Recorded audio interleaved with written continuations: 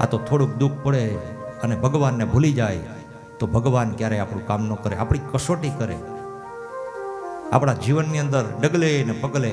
એને એમનેમ તો ભગવાનને આપણી ભેગું ન રહેવાય. ભગવાનને તમે ગમો એવા જીવનમાં કર્મ કરો ને તો ભગવાન તમારી ભેગો રહીએ. પછી કોઈ પણ દેવ હોય, તમે એને ગમે એવા કર્મ કરો. એને શું ગમે છે?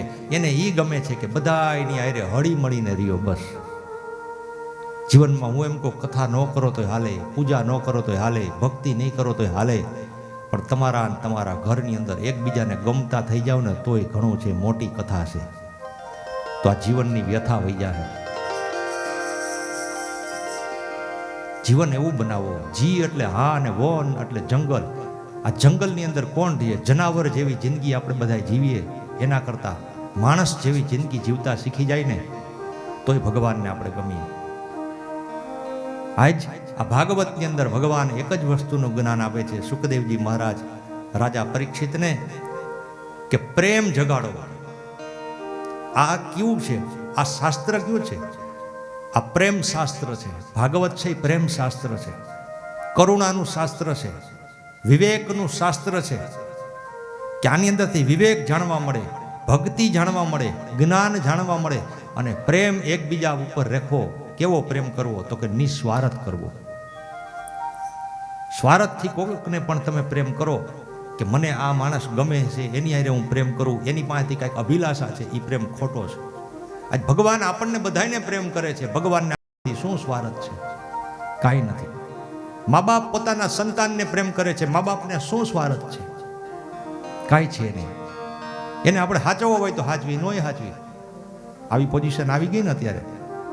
આજ મોટામાં મોટા વૃદ્ધાશ્રમો ખુલવા માંડ્યા. ત્યાં બધા એનો વાસ માંડ્યો થવા. મોટામાં મોટી બીમારી એ છે વૃદ્ધાશ્રમ. મારી એક કથા હતી અને ત્યાં વૃદ્ધાશ્રમમાંથી વૃદ્ધોને બધાને લઈ આવ્યા. એટલે મને એ વૃદ્ધાશ્રમના મેન ભાઈ હતા, એ આવ્યા મારી મુલાકાત કરવાની. પછી મને એને એમ કીધું કે આજ બધા વૃદ્ધો આવ્યા છે એ કે, એટલે કે વૃદ્ધો વિશે તમે થોડુંક કહેજો અને અમે વૃદ્ધાશ્રમ હલાવીએ છીએ તો એના વિશે કંઈક ચર્ચા કરજો. મેં કીધું એવું જો ભાઈ આમાં તો યાદ આવે તો બોલું, નકર તો આમાં તો ક્યાં ગાડી હાલી જાય મારી એ મને ન ખબર હોય. આમાં તો બ્રેક લાગે તો લાગે, એટલે આમાં આપણું નક્કી નથી. યાદ આવશે તો બોલીશ. એટલે કે થોડુંક મારા વિશે સારું સારું કહેજો. મેં કીધું તમારું તો આમાં ક્યાંય નામ જ નથી આવતું ભાગવતમાં. આમાં ક્યાંક તમારો ઇતિહાસમાં નામ હોય તો હું કંઈક નામ લઉં તમારું, પણ આના વિશે કીધું તો એના વિશે યાદ આવી જાય તો બોલાઈ જાય. અને માણસો પુષ્કળ હતું. આમ તમે જોવો ને તો એમાંથી આ બધા બેઠા હોય એમાંથી બધા થોડા વૃદ્ધાશ્રમમાંથી આવ્યા હોય. પછી વાત હાલતી હતી ને એમાંથી મગજમાં બેસી ગયું. મેં કીધું આમાંથી વૃદ્ધો આવ્યા હોય એ છે જ ઊંચું વાત કરો જી, વૃદ્ધાશ્રમમાંથી જે આવ્યા હોય. એટલે બધાએ ઊંચું વાત કર્યો. બરોબર છે. અહીંથી માઇક સિસ્ટમ વાળાને મેં કીધું એક માઇક ત્યાં જવા દો. એટલે ત્યાં માઇક દીધું. મેં કીધું હવે હે ને તમે બા હું તમને પૂછું એનો જવાબ દેજો. તો કે હા. તમે વૃદ્ધાશ્રમમાં રહ્યો છો? તો કે હા. દીકરા વહુ હાચવતા નથી? તો કે ના. તમને ધૂતકારીને કાઢી મૂક્યા? તો કે હા. હવે બરોબર, આવા દીકરા વહુ ભેગું ન રહેવાય. સારું થયું તમે અહીં આવી ગયા. હવે હું તમને પૂછું એનો પાછો જવાબ દેજો. તો કે હા. આ વૃદ્ધાશ્રમના ભાઈ છે. મેં કીધું ક્યાં ગયા? અહીં આવો. મેં કીધું એને ઊભા રાખ્યા બાજુમાં. મેં કીધું આ તમને સાચવે છે? તો કે હા. આ તમને જમાડે છે? તો કે હા. આ તમને રહેવા દે છે? તો કે હા. આ તમને એમ કહે કે બપોરે જમવા 12 વાગે બેસી જાઓ, તમે બેસી જાઓ છો? તો કે હા. આ તમને એમ કહે કે 8 વાગે સૂઈ જાઓ છો? તો કે હા. આ તમને એમ કહે કે કપડાં સાફ તમારા કરી નાખો, તમે કરી નાખો છો? તો કે હા. મેં કીધું આવું ઘરે કર્યું હોય તો ઓલા મૂકવા ન આવત. આની વાત માનો છો એવી દીકરાની વાત માની હોત ને તો અહીંયા મૂકવા ન આવત તમને. થોડુંક આવું કરતા જાઓ.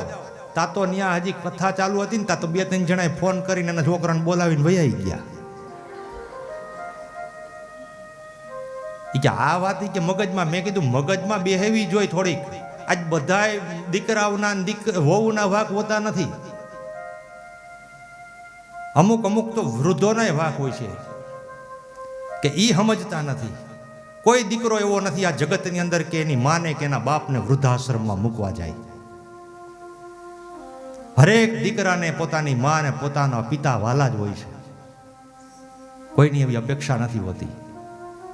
પણ આજ વૃદ્ધાશ્રમમાં મૂકવા જાય છે ને તો એનું કારણ શું છે કે અત્યારની પદ્ધતિ મુજબ ઈ હાલતા નથી. હવે દીકરાની પોઝિશન તો એવી થાય કે નો એની ઘરવાળીને કહી હગે કે નો બાને કહી હગે.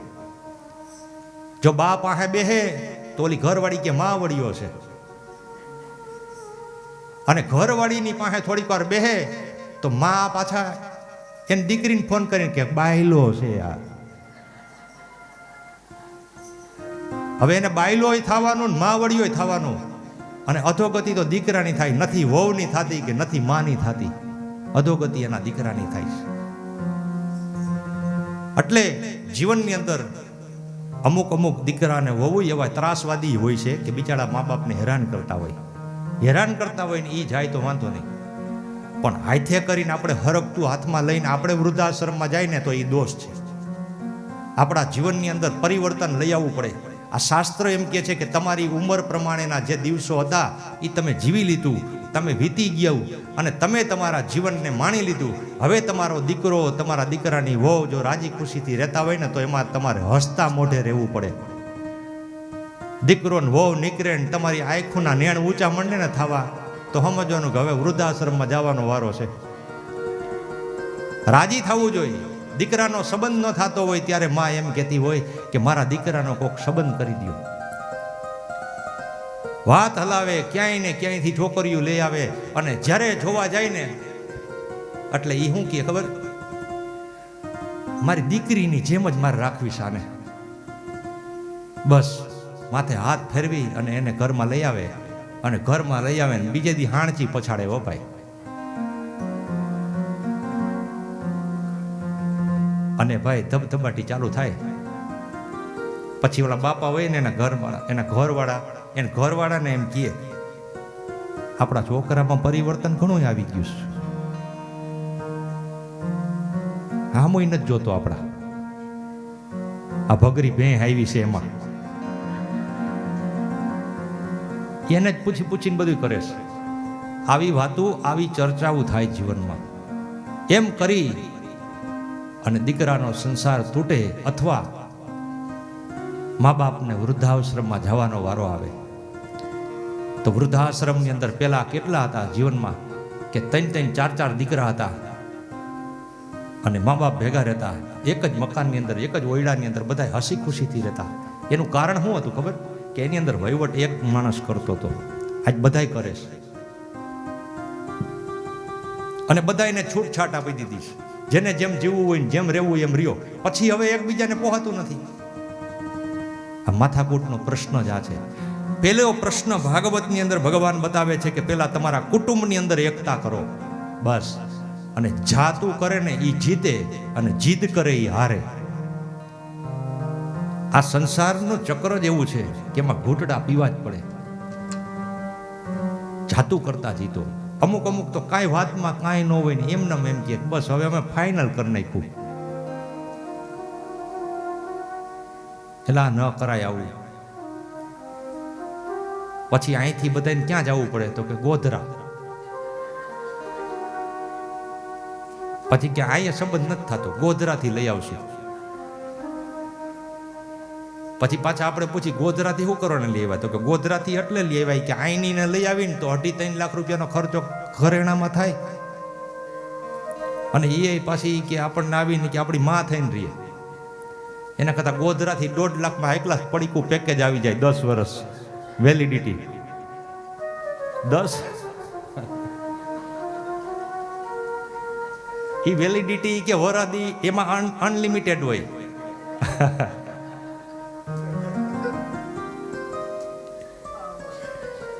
એ પછી જેવું પેકેજ,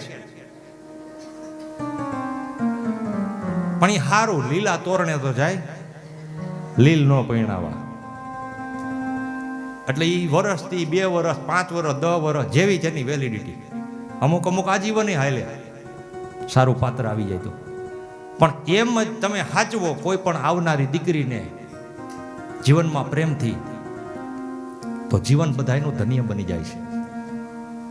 એટલે જીવન એવું બનાવવું કે શાંતિમય જીવન બનાવવું. અને આવનારી દીકરીઓને પણ કે કોઈના ઘરની અંદર મા અને દીકરાના જીવનમાં વિવાદ ઊભો થાય ને, એવી કાન ભંભરણી આપણા પતિને પણ ન કરાય. કારણ કે આપણી મા પ્રત્યે જેટલો આપણને પ્રેમ છે ને, એટલો જ એ દીકરાની એક મા છે. માને દીકરાને ક્યારેય વિખૂટા ન પડાવાય. દીકરાની આપણો ઘરવાળો છે એની બેનોથી એને વિખૂટો ન પડાવાય. આવા સંસ્કારનું સિંચન આવનારી દીકરીઓને હોવું જોઈએ કે આ જ મારું ઘર છે, પતિ જ મારો પરમાત્મા છે અને એનો જે પરિવાર છે ને એ જ મારું કુટુંબ છે, એવી એને ભાવના હોવી જોઈએ. આ બધાય વ્યક્તિત્વના જીવનમાં સમજાવવું હોય ને તો બહુ આકરું છે.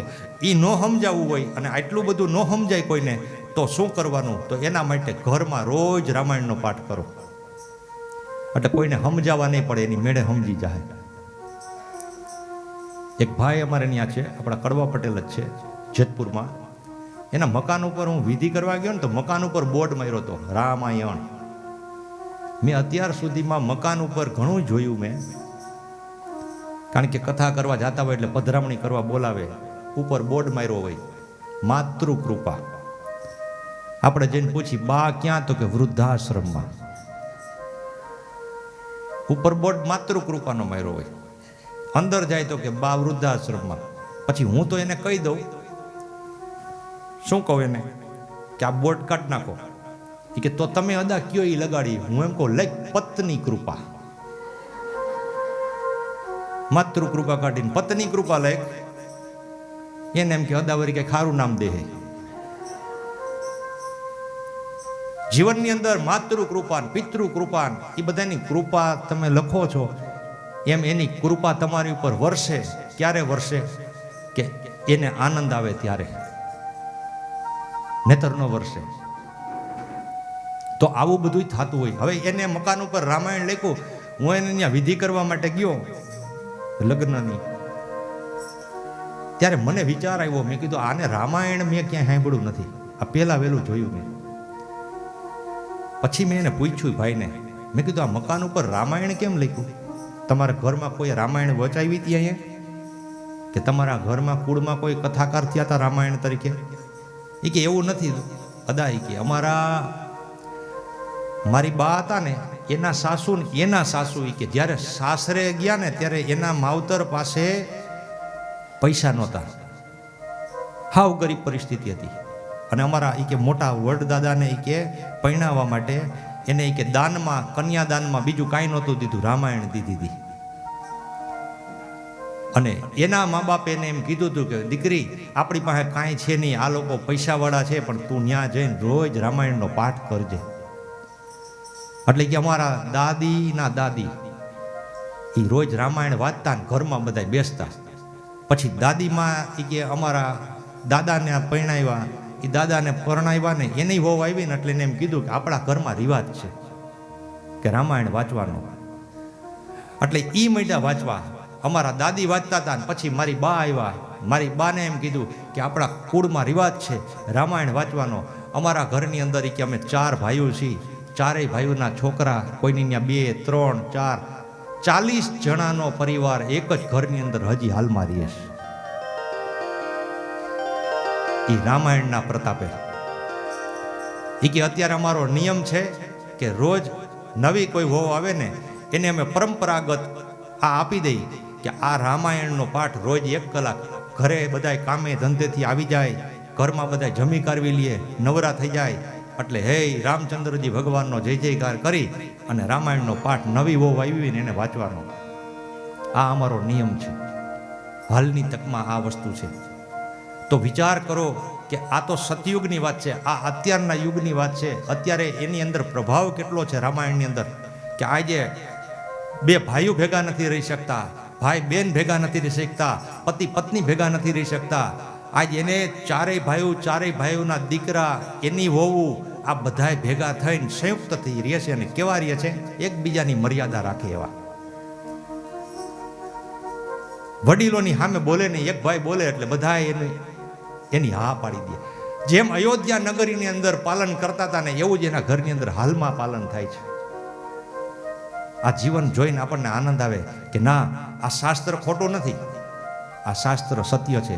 એટલા માટે વધારે પડતું આ મેં મારી નજરે જોયેલું છે એનો હું દાખલો એટલા માટે વારંવાર આપું છું કે જીવનની અંદર, ઘરની અંદર એક રામચરિત માનસનો રોજને માટે પાઠ ઘરમાં બધા બેસીને કરીએ ને તો જીવનમાં બધાને શાંતિની પ્રાપ્તિ થાય. આજ બધુંય છે બધા પાસે, પણ શાંતિ નથી કોઈ પાસે. ઘરમાં શાંતિ નથી. સત્તા છે, સંપત્તિ છે, મકાન છે. આપણા બાપ દાદાઓ પાસે કાંઈ નહોતું. અઠવાડિયે વારો આવતો નાવાનો. અત્યારે તો ફુવારો ચાલુ કરો તો નાઈ લ્યો. પેલા પાણી ભરવા જવા પડતા હતા ક્યાંય નો ક્યાંય, એની બદલે વાલ ખોલોતા પાણી નીકળે છે. ચૂલા ફૂંકવા પડતા હતા, ગેસનું બટન દબાવો ચાલુ થઈ જાય છે. આવી સુવિધા આવી ગઈ છે. છતાંય માણાને આપણે પૂછો ને કે તમારી પાસે ભગવાનનું નામ લેવાનો ટાઈમ છે? અરે ભાઈ, મરવાનો ક્યાં ટાઈમ છે? કામ નથી કરવું, પછી કે પેટ વધ્યું છે ને ઉતારવા જવું છે.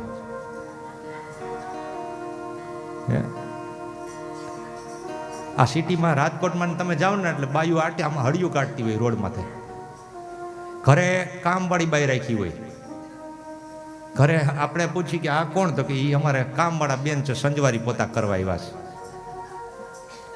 અને પોતે રોડ ઉપર દોડતી હોય. આપણે એમ થાય કે આને હું પાછળ કઈ દોડ્યું ઉતરું કે હું?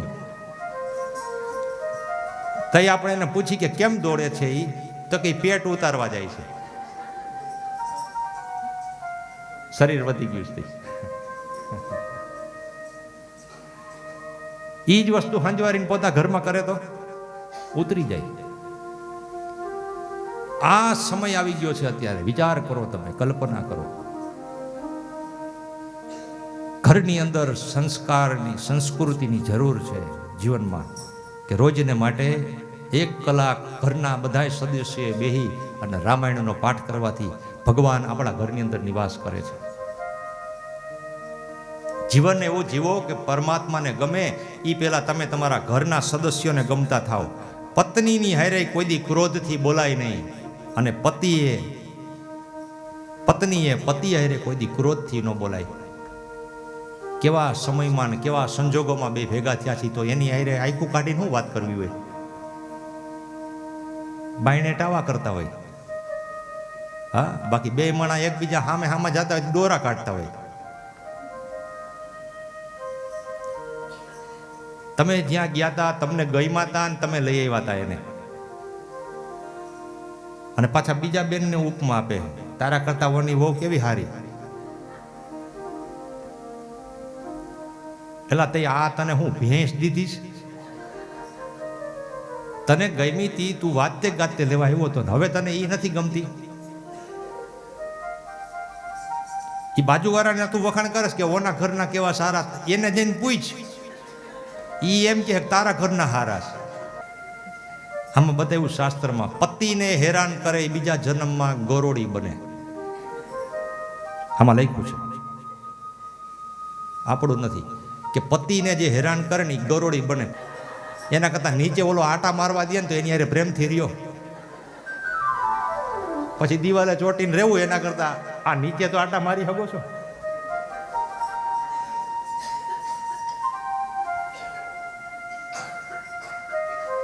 પછી પાછું પત્નીને હેરાન કરે એ પાછો બીજો બને છો. પત્નીને હેરાન કરતો હોય ને એ પતિ બીજા જન્મમાં ડેડકો બને. ખાલી ચોમાહામાં જ નીકળે. એટલે 8 મહિના ઓલી આપણને રખડવા દે છે ને તો એનો ઉપકાર માનો. પછી ખાલી ડ્રાવ જ થાય. આ શાસ્ત્ર એવું છે. આમાં બધું જાણવાનું છે, બધું શીખવાનું છે. અને જીવનમાં જો ભાઈ બધાએ ઘરે જઈને નક્કી કરી લેજો ગરોળી બનવું છે કે નહીં. પછી તમારે ઘરવાળાએ નક્કી કરી લેવાનું કે આપણે એવું લાગે કે ઓલો ડેટકો કેવો છે જોયો ન હોય તો ચોમાસાની ઋતુ આવે તે જોવું આપણે. એ ખાલી ચોમાસા પૂરતો જ નીકળે બાયણે.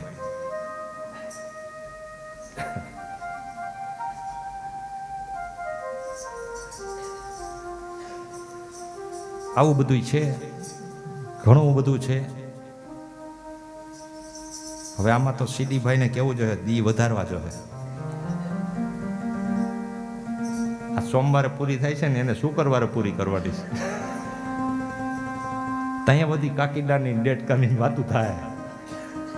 હવે ભગવાને આગળ સુખદેવજી મહારાજે કીધું, રાજન,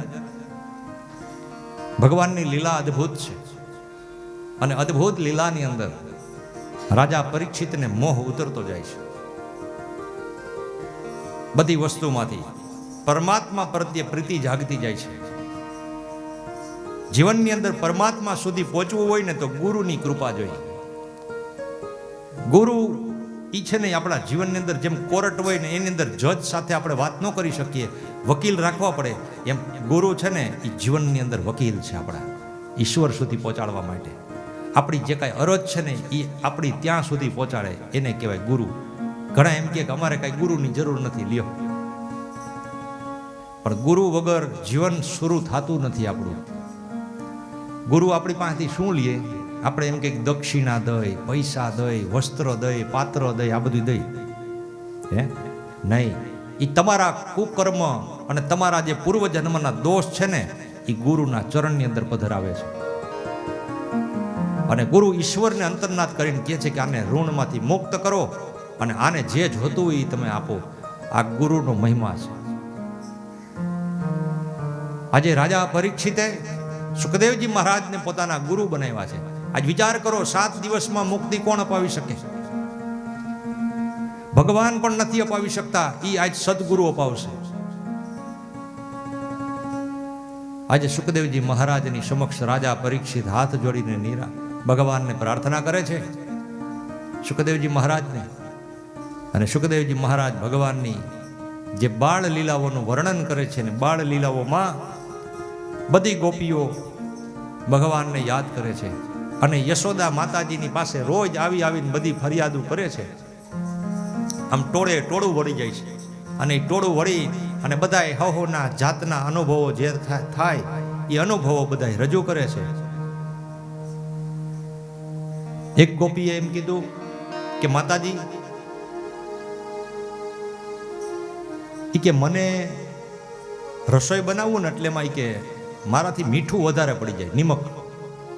ગમે શાક બનાવવું તો એમાં નિમક વધી જાય, કાંઈ પણ બનાવવું એમાં નિમક વધી જાય. મને કે મારા હાહરા રોજ રાડવું પડે, રોજ ખીજાય. એ તમારા માવતરે તમને કાંઈ શીખવાડ્યું નથી. આમાં જોવો તો ખરી, ખારું દૂધવા જેવું શાક છે, ખારી દૂધવા જેવી રોટલી છે, આ રોજની રામાયણ. ઓલી બેન કે હું રોજ નાખવાની ઓછી કોશિશ કરું પણ ચપટી જ મોટી એની, તે મીઠું વધી જાય. એક દી કે મહેમાન આવ્યા અમારી ઘરે, મહેમાન આવ્યા ને એટલે સસરાજી કહેતા ગયા, એ કે જો આટલા વરસ થયા અમે સહન કરી છીએ તમને, રોજ ખારું દૂધવા જેવું ખાય છે. આજ મહેમાન આવ્યા છે ને એ કે નિમકનો ડબલો જ મૂકી દેજો, બીજે નાખી ન દેતા. એ ખારું દૂધવા જેવું કાંઈ બનાવતા નહીં. અને આજ કે એક કામ કરો, એ કે કંઈક સારી આઈટમ બનાવો, મહેમાન આવ્યા છે. એટલું કંઈ નહીં કે વાડીએ વયા ગયા મહેમાનને લઈને. તો મને એમ થયું કે રોજ મારા વગોણા કરે છે ને તો આજે કે હું માનભોગ બનાવું. શીરો બનાવવા માટે તૈયારી કરી અને ભાઈ એને બનાવ્યો શીરો. હવે શીરામાં નાખવાની હોય ખાંડ ને નાખ્યું મીઠું અને હલબલાવી નાખ્યો હાઈ ક્લાસ. આમ જેમ સત્યનારાયણનો પ્રસાદ હોય એવો કર્યો. માથે 2 કાજુ ને કિસમિસ મૂકી, એટલે કે લાગે સારો. એ કે હું માનભોગ બનાવતી હતી ને, માતાજીને વાત કરે છે કે માતાજી કે હું માનભોગ બનાવતી હતી, મારા સસરા ટકોર કરીને ગયા અને પછી કે બરોબર બધા જમવા આવ્યા અને મને એમ થયું કે કનૈયો જો આજે મારી ઘરે આવે ને તો એને માનભોગ બહુ ભાવે, તો હું એને મારી હાથે ખવડાવું. એમ કરતા કરતા કે હું માનભોગ બનાવતી હતી કે કનૈયો આવે, મહેમાન તો જઈ આવવું હોય આવે પણ કનૈયો આવે એ સારું. એ બનાવતા કે ખાંડને બદલે નિમક નખાઈ ગયું મારાથી. હવે એ કે બધાને જમવા બેહાડ્યા નહીં કે, અને બધા જમવા બેઠા અને મારા સસરાએ આમ સામું જોયું ને તા તો હું ધ્રુજું હોય કે, તા તો મારા સસરા કહે છે કે ઓ આજ ઈ કે જે કાંઈ બનાવી છે ને રસોઈ, ઓહો સાક્ષાત અન્નપૂર્ણા દેવી જેવી બનાવી છે. એ કે મહેમાને એટલા વખાણ કર્યા કે તમારા ઘરમાં તો અન્નપૂર્ણાનું સ્વરૂપ આવ્યું છે. રસોઈ તો જો મીઠાશ, શીરો તો ખાધો, આંગળા ચાટતા હતા પાછા. એ કે થોડોક રાખ્યો મારા હાટું. મને એમ થયું કે કનૈયાને હું ખવડાવીશ. પછી મને એમ થયું કનૈયો આવ્યો નહીં તો એ કે હું મહેમાને જમી લીધું ને પછી હું જમવા બેઠી. હું જમવા બેઠી નહીં કે મોઢામાં નાખ્યો ને તો ઓહો ખારો દૂધવા જેવો. એટલે મેં કીધું કે મારા હાહારા વખાણ કરતા હતા, મહેમાન વખાણ કરતા હતા, આ બધું વખાણ કેમ થતા હતા મારા? અને ત્યાં મને ખબર પડી માતાજી કે તારા કનૈયાએ મારી આજ આબરૂ રાખી છે.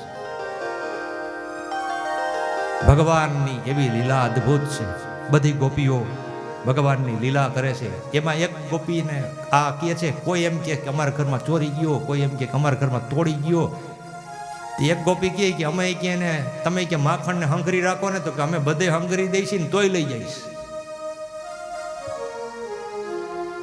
ઓલા કે તમે માખણ કે અરે હું તો માખણ કે મારા માવતરની મૂકી આવી. ઓલી કે એક ગોપી કે હું તો માવતરની મૂકી આવી ને તારો કનૈયો માં આવ્યો ને કે તો જોયું તો ક્યાંય માખણ દેખાય નહીં, ક્યાંય છાશ દેખાય નહીં.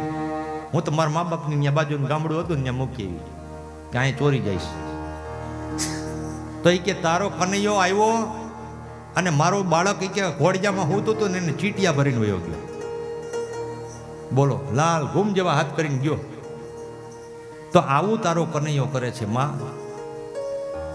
તો માતાજી કહે તમે બધા રોજ રોજ આવીને મને ફરિયાદ કરો છો, તો હવે તમે એક કામ કરો, મારા કનૈયા ચોરી કરતો હોય, હે કનૈયા આ બધા તારી વાતો કરે. કનૈયો કે ખોટી વાત છે હાવ. અરે માં આપણા ઘરમાં કેટલા માખણના ભાંડા ભર્યા, હું આ લોકોના ઘરે થોડો ખાવા જાઉં. માતાજી કે આ શક્ય નથી, મારો કનૈયો ખાય નહીં. પણ હવે તમારે જો મારા કનૈયાની વાત કરવી હોય ને તો એક કામ કરો, એને ચોરી કરતો પકડીને લઈ આવો. તો બધા એ કહે છે કે આ પકડાય એવો નથી. એમાં એક બાઈ હતી, એનું નામ હતું પ્રભાવતી. પ્રભાવતીએ અભિમાનથી કીધું કે હું એમાં શું મોટી વાત છે, એ માખણ ચોરી કરવા આવે એટલે પકડી લઈશ કે હું રંગે હાથ પકડીને આવીશ. કનૈયાએ સાંભળી લીધું. એટલે કનૈયાએ બાયણે જઈ એ મંદિરનો ચોરો હતો હનુમાનજીનો, ત્યાં બેહીને બધાને કીધું કે ઓલે પભીની ત્યાં માખણ બને તે મને કહેજો. એ કે મારી બાને કહીને ગઈશ કે તમારા છોકરાને કે હું રંગે હાથ પકડીશ. તો કે હા. તા તો ત્યાં જઈને ઓલા બારીએ જઈને ચેક કરી લીધું પ્રભાવતીના છોકરાએ. એ કે આજ મારી મમ્મીએ બનાવ્યું છે હો માખણ. કનૈયો કે આજ તારી માનો જ વારો છે આજ. તો કે ઈ તો બહુ ઓછો હો સાજોગ, કે ધ્યાન રાખજે કે પકડી લે કનૈયા. અરે બીવાનું ન હોય કે જો ડર ગયા હો મર ગયા, હાલો મારી ભેગા. અને ઉપડા ભગવાન. અને પ્રભાવતી હતી ને, પ્રભાવતીએ ખોટે ખોટું હાથમાં બેડું લઈને બાયણે નીકળી. બેડું લઈને બાયણે નીકળીને બાયણે દરવાજાની પાછળ ઊભી રહી ગઈ. અને કનૈયો ને એના ગોપ બાળકો સહિત અંદર પ્રવેશ કર્યો. માખણ ઉતાર્યું, ઉપર ટીંગાડ્યું હતું, એકબીજાની ઉપર ચડી અને કનૈયો ઉપરથી આમ હાથમાંથી માખણ કાઢીને બધાને મંડા દેવા અને પોતે ખાય. બધાને દીએ ને પોતે ખાય. એમાં મોઢું આખું ભર્યું માખણ વાળું, હાથ ભર્યા માખણ વાળાને. પ્રભાવતી આવી. પ્રભાવતીએ પકડી લીધો રંગે હાથ ચાલી. કે હાલ. કનૈયો કે રેવા દે, મને મારી મા પાસે ન લઈ જતી. પ્રભાવતી હું તને પૈગે લાગુ, મારી મા તું, મને મારી મા પાસે ન લઈ જતી. તોય પ્રભાવતી કે નહીં, આજ તો તારી માએ કીધું છે, મેં એને ચેલેન્જ આપી છે કે તારા દીકરાને હું રંગે હાથ પકડીને જઈશ. અરે મારી મા પભી, હવે તો સમજી જા, હું પૈગે લાગુ તને, હું કોઈને પૈગે નથી લાગ્યો. પભી મને મૂકી દે. પભી કે ન મૂકું. પભી એવી પાછી. એટલે પ્રભાવતી, આપણે ટૂંકું નામ પભી. પભીએ હાથ જાયલો અને કનૈયાને લઈને જાય છે પોતે ગોકુળની અંદર. નંદાલય સુધી જાય છે. એમાં પેલા લાયજુ કાઢવાના દિવસો હતા, તો બધા લાયજુ કાઢતા. તો આમાં એક વૃદ્ધ વ્રજવાસી આવ્યા ને, એટલે પભીએ લાયજ કાઢીને કનૈયાને પકડ્યો હતો. કનૈયાને પકડો તો કનૈયો અડધે પૂગ્યો ને વડલા પાસે. તો કનૈયાએ કીધું કે એ પ્રભા, એ પભી. તો કે હા, આ તે બાવડું જાયલું ને દુખે હે બહુ, બીજો હાથ દઉં તને? કે હા દે. હાથ મૂકી દીધો, પભીના છોકરાનો હાથ આપી દીધો. હાથ આપી દીધો. આને તો લાજ કાઢી હતી ને એવી કોકિલ કંઠી ગાયજી ન્યા જઈને. અને કનૈયો તો દોડતો દોડતો ગયો. માં મોટું મોટું બધું સાફ કરીને તળાવમાં ચોખ્ખું થઈને ન્યા માં રસોઈ કરતા હતા. માને જઈને આમ આલિંગન આપીને માને ચોટી ગયો. માં તો કે હા, મને બધાય બહુ વગોવે છે માં, મને તો રોવું આવે છે. તો કે હેમ બેટા, હું જાણું છું આ બધી ગોપીઓ ખોટી છે. અરે માં, તું મને માખણ દેશ, હું કોઈ દી ખાઉં છું? તો કે નહીં. તો કે ઓલી પ્રભાવતી નથી? તો કે હા, એ એમ કહેતી હતી કે તારી માને હું ખોટે ખોટી એવી પાટે ચડાવીશ અને તને એની પાસે માર ખવડાવીશ. આવું કહેતી હતી માં. એ કે આવા દે પપીને. તા તો પપી ટવકો કર્યો. પપી કે હરી ઓ યશોદા, હે યશોદા. તા તો યશોદાએ કીધું કે તું અંદર વયો જા, રૂમમાં જા. કનૈયો અંદર વયો ગયો. યશોદાજી હાથમાં વેણું લઈને બાયણા આવ્યા. કે બોલો હું? તો કે તું કહેતી હતી ને કે રંગે હાથ પકડીને આવી છે, કે જો આ રંગે હાથ પકડીને તારો છોકરો કેટલાયના ઘરમાં માખણની ચોરીઓ કરે છે. આજ જો એનું મોઢું જો, એના હાથ જો.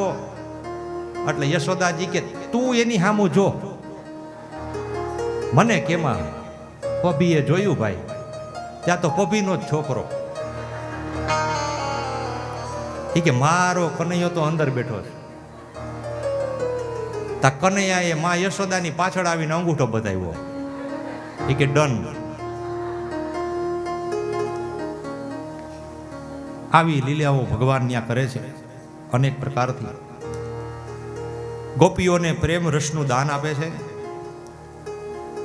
બધી ગોપીઓને ભગવાને પોતાના હૃદયની અંદર સ્થાન આપ્યું છે અને બધાયના હૃદયની અંદર પરમાત્માએ પોતે સ્થાન લીધું છે. આમ આવી બધી ગોપીઓની ફરિયાદ જાણી અને ભગવાન યશોદા મૈયા વિચાર કરે છે કે મારો કનૈયો હું માખણ નથી બનાવતી અને મારા ઘરની અંદર નોકર ચાકરો કામ કરે છે, એટલે કદાચ મારો કનૈયો નહીં ખાતો હોય. આ વાત અડધી સત્ય હશે ને અડધી ખોટી હશે, પણ હવે મારે મારી હાથે જ માખણ બનાવીને મારા લાલાને ખવડાવવું છે. સવારના પોરમાં સુપ્રભાતની અંદર માતા યશોદાજી દધી મંથન કરવા લાગ્યા અને માખણ બનાવ્યું પોતે. અને કનૈયો આવ્યો સવારના પોરમાં અને માને ચોટીને કહે છે, માં મને ભૂખ લાગી છે. માં વિચાર કરે છે. માં હજી એને ખોડામાં લે એટલામાં ચૂલા ઉપર દૂધ મૂક્યું હતું, એટલે દૂધને ઉકાળવા માટે જાય છે માતાજી. ત્યાં માતાજીએ વિચાર કર્યો ભગવાને, એ કે આ બધાય મારી પાછળ પડે છે, મારી માં મને છોડીને જાય છે. એટલે કનૈયાને ગમ્યું નહીં. મને કોઈ મૂકે એ મને ગમે નહીં. એટલે હાથમાં પાણો લીધો ને ગોળી ઉપર ફોડ્યો ધડાંગ પોતાના ઘરની. તા તો ઓલા ગોપ બાળકો વંડી આવીને કે આજ કનૈયા ક્યાં જવાનો? તો કે આજ અહીંયા જ છે પ્રોગ્રામ બધો. અવતાર્યો. માને ખબર પડી ગઈ, યશોદા માને, કે આજ મારો કનૈયો સત્ય છે. આ બધી વાતો સાચી છે ગોપીઓની, કે ગોપ બાળકોને બધાને ખબર આવે છે. એમાં એક ગોપી આવીને એવી ફરિયાદ કરી કે માં, તારો લાલો એ કે ખાલી માખણ ખાય એવું નથી, પણ ઘરમાં જે કાંઈ હોય એ ખાઈ જઈશ. તો કે કાં? તો કે અમારે અહીંયા એક દી મહેમાન આવવાના હતા. મહેમાન આવવાના હતા ને એટલે મને અમે ઘરમાં એ કે લાડવા બનાવ્યા ને એટલે એ કે કનૈયાએ કીધું, એ કે મારા દીકરાને પૂછ્યું છે. મારા દીકરાએ કીધું માખણ નથી, આજ લાડુ બનાવવાના છે અમારે ઘરે, મહેમાન કાલ સવારમાં આવવાના છે.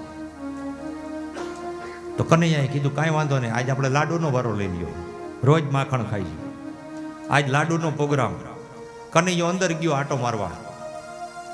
એ ગોપી કે હું લાડવા બનાવતી હતી, મેં એને કીધું કે કાના તારે લાડુ ખાવો તો મને ભાવે જ નહીં. આ એ કે મન ના પડી, એ કે નકર તો હું ન હોય ને થાળી કરીને દઉં, ન ખાતો.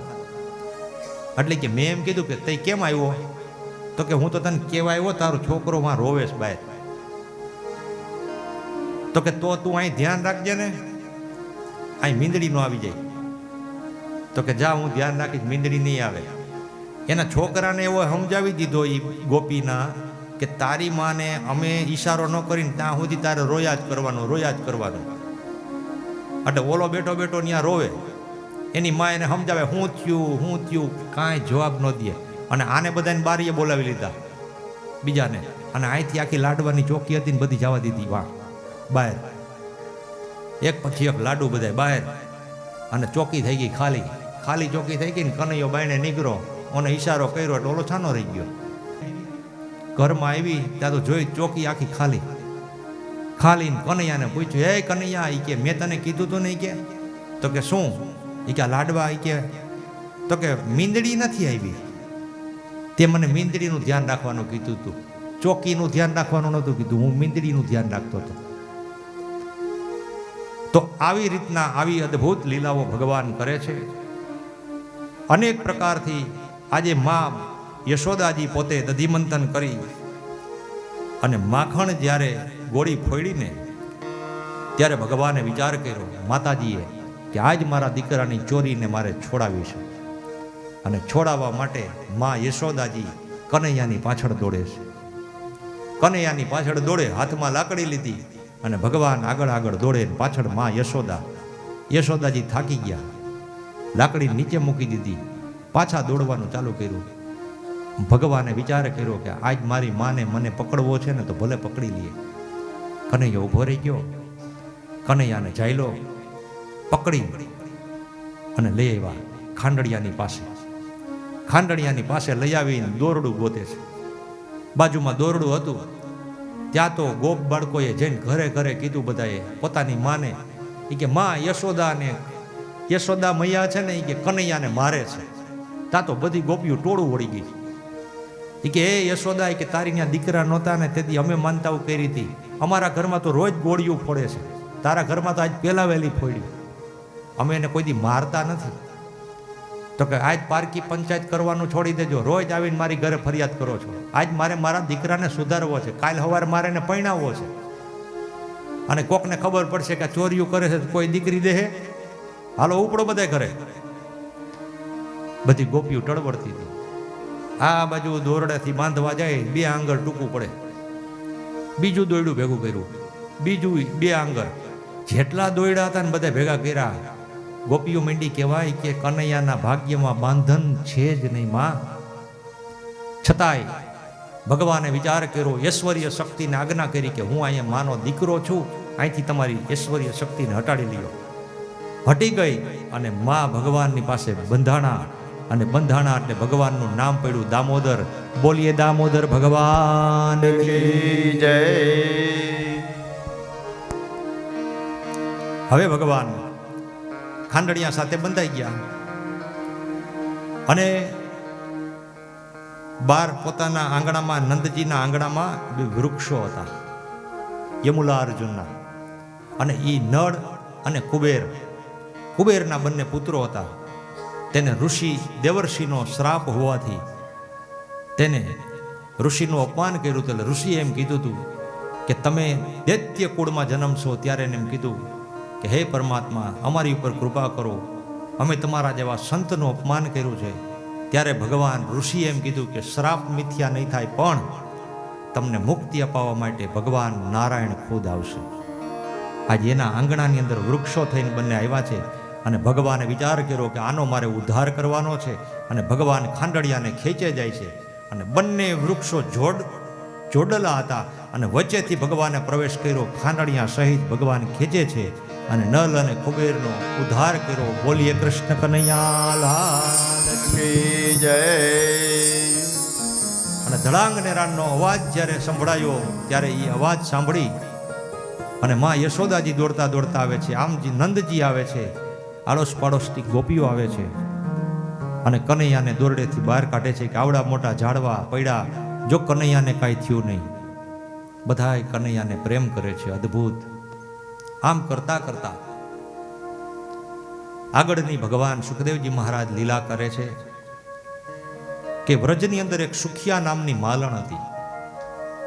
આ સુખિયા માલણ કોણ હતી? તો કે પૂર્વ જન્મની અંદર જે સબરી હતી ને, આ એની નાની બેન હતી. એ આ જન્મની અંદર ભગવાનની ભક્તિ કરવા આવી હતી. અને સુખિયા માલણ રોજ ભગવાનના દર્શન કરવા માટે જાય છે. ભગવાનના દર્શન કરવા જાય છે, પણ ભગવાનના દર્શન એને થતા નથી. આખું ગામ, આખી ગોપીઓ બધાય એમ કહે કે કનૈયાને અમે જોયો, કનૈયો આવો છે, કનૈયો આમ છે, પણ કનૈયાના દર્શન એને થતા નથી. સુખિયા માલણ રોજ ભગવાનનું હરિભજન કરતા કરતા કરતા નંદાલયને રોજ પ્રદક્ષિણા કરે, ક્યાંય કનૈયાના દર્શન ન થાય. ભગવાને વિચાર કર્યો કે આ સુખિયા માલણ સબરીની બેન છે અને મારે એને દર્શન દેવા જો હે. હું જેમ સબરી માટે ધક્કો ખાધો તો આજે હું દરવાજા સુધી નહીં જાઉં. ભગવાન ગયા બહાર, માલણની માથે ટોપલો છે, ટોપલામાં ફળ લીધા છે, અને ફળ લઈ અને કહે છે કનૈયો કે માં, આ તમે શું વેચવા નીકળ્યા છો? તો કે ફળ છે. તો કે મને આપો ને. તો કે હું તો વેચવા આવી છું, દેવા નથી આવી. ભગવાનને કહે છે, તો ભગવાન કહે તો મારી પાસે તો કાંઈ છે નહીં. ઘરમાં જઈને 2 મુઠ્ઠી ચોખાની ભરી અને માલણના ટોપલામાં નાખ્યા, અને માલણે સારા સારા ફળ ભગવાનને ગોતીને આપ્યા. ભગવાન થોડીક વાર બેઠા અને માલણને કહે છે કે તું માગ, તારે શું જોઈએ? ત્યારે માલણ કહે છે કે પ્રભુ, મારે કાંઈ જોતું નથી, મારું જીવન કૃતાર્થ થયું છે. પૂર્વ જન્મની અંદર મારી બેને મને કીધું હતું કે હરિનું ભજન કરજે, એક દી હરિ આવશે. મારી બેન તો વયો વૃદ્ધ થઈને તમારા દર્શન થયા હતા, અને હું આજે વૃદ્ધ થઈ કેટલા સમયથી હું અહીંયા આટા મારું છું, નંદાલયને રોજ 108 પ્રદક્ષિણા કરું છું. મારે હવે બીજું કાંઈ જોતું નથી. તમારી ભક્તિ રહીએ મારા જીવનમાં હર હંમેશને માટે, અને મુખમાં તમારું નામ રહીએ, બસ એથી વિશેષ મારે કાંઈ જોતું નથી.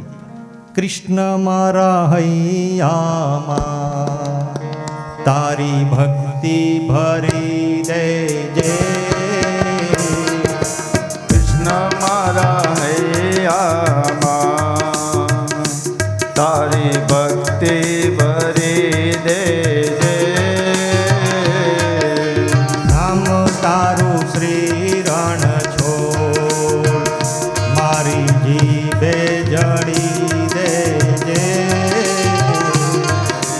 નામ તારું શ્રી રણ છોડ મારી જીભે જડી દેજે. કૃષ્ણ મારા હૈયામાં તારી ભક્તિ ભરી દેજે.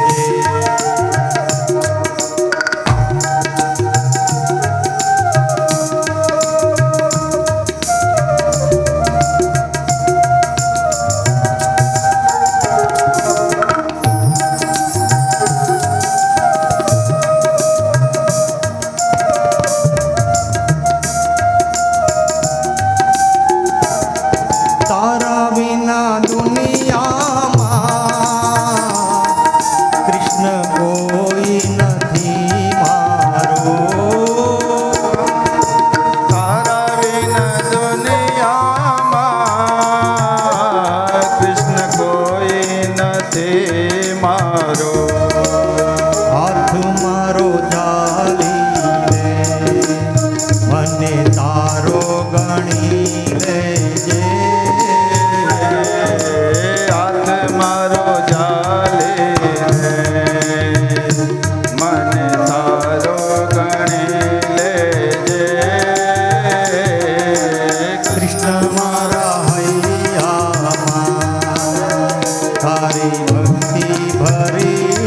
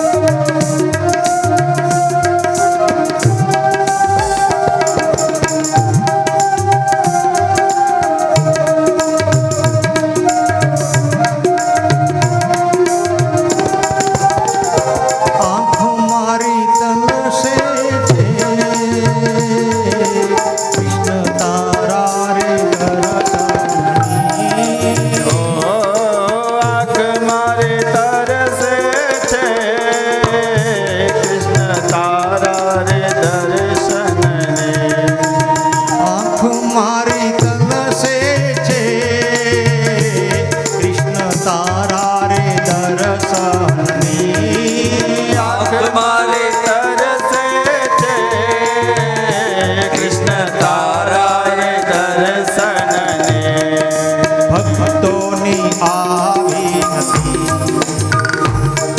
ભક્તોની આવી નથી તારા